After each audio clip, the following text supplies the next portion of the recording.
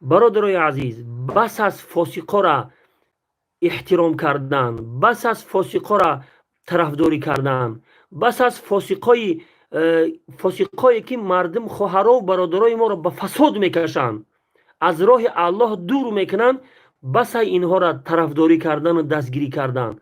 و الله قسم میخورم هر انسانی که در کانال های حرام، این کانال های بلاگر هایی که دشنام میکنن، در کانالشون به آبرو کردن دیگرها هسته، در همین کانال ها آبونا میشوند، والله قسم گناهگار میشوند.